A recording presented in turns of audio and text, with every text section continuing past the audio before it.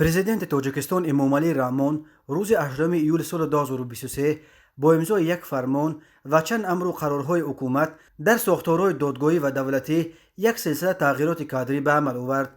از جمله با یک فرمان پرزیدنت یکباره 9 نفر از نظام دادگاهی به وظیفه‌های بلند تعیین شدند که مهمترین هایش از مقام رئیس دادگاه نویه باباجان غفوروف آزاد شدن و بلافاصله رئیس دادگاه شهر دوشنبه تعیین شدن ذکرزاده لایق، رئیس دادگاه نویه فردوسی تعیین کردن احمدزاده جمشید و از وظیفه رئیس دادگاه حربی گرنزون دوشنبه آزاد گردیده رئیس دادگاه نویه رودکی تعیین شدن رجبزاده حاتم نظر است. رویخط پوره 10 تغییرات کادری روز 8 ایول در ساختارهای دادگاهی چنین است: رحمانزاده شریف از وظیفه رئیس سود شهر کولاب ولایت ختلان آزاد گردیده سودیه سود ولایت مختار کوهستان بدخشان تعیین کرده شود.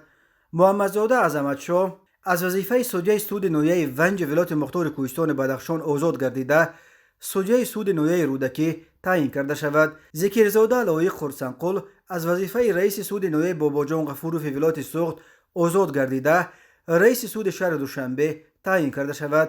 احمدزاده جمشید انورخان رئیس سود نویه فردوسی شهر دوشنبه تعیین کرده شود. شایان محمد سعید علی مردان از وظیفه معاون یکم رئیس سود شهر ایسار آزاد گردیده سودیه سود شهر دوشنبه تعیین کرده شود. نورزاده سیفعلی از وظیفه سودیه سود شهر کولاب ولایت ختلان آزاد گردیده سودیه سود شهر دوشنبه تعیین کرده شود. رجبزاده حاتم نظر از وظیفه رئیس سود حربی گرنزون دوشنبه آزاد گردیده رئیس سود نویه رودکی تعیین کرده شود.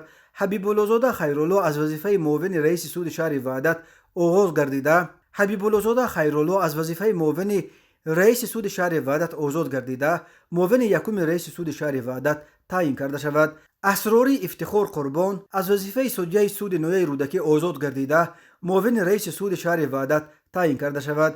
قربانیان بحرالدین از وظیفه سودیه سود اقتصاد ولایت ختلان آزاد گردیده معاون رئیس سود اقتصاد ولایت ختلان تعیین کرده شود. پرزیدنت امامعلی رحمان همچنین نجاتزاده مطیع الله عبدالقاسم را با سبب به کار دیگر گذاشتن از وظیفه معاون دیرکتور مرکز اسلام شناسی در نزد پرزیدنت جمهوری تاجیکستان آزاد کرده و ابزاده عبدالرحمان و عبدالخلیزاده کرامت الله عبدالحلیم را معاون رهبر این مرکز تعیین کرد. همین طور ناصرزاده جبار از وظیفه معاون وزیر کشاورزی آزاد کرده شده معاون یکم وزیر کشاورزی و نظرزاده مشاکر فوزل معاون وزیر کشاورزی تعیین شدند. همچنین با قرارهای حکومت جنرال بابازاده خسرو با سبب به کار دیگر گذاشتن از وظیفه معاون وزیر مدافع عاید به اسلحه و تکنیک حربی سردار ریاست اسلحه و تکنیک حربی وزارت مدافع جمهوری تاجیکستان آزاد کرده شد. درباره سبب برکناری و به کدام کار دیگر گذاشتن جنرال خسرو بابازاده اطلاعی هنوز در دست نیست. خدمات مطبوعات پرزیدنت خبر داد که روز 8 ایول در موافقه با پرزیدنت پروکورور یکچند شهر و نویه از جمله نویه اشکوشم و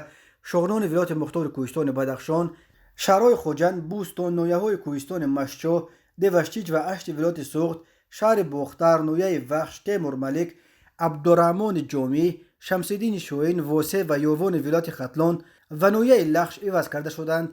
امامعلی رحمان در ملاقات با کادرهای نفت تعیین درباره دانش‌های تخصصی دانستن 2 زبان خارجی را در شرایط کنونی برای آنها امر حتمی شمرده از آنها خواسته است که نسبت به مراجعت شهروندان مسئولیت بیشتر ظاهر کرده ضمن بررسی پرونده‌ها و عرض و شکایت‌های مردم به مسئولیت بیشتر و از روی عدالت عمل نمایند.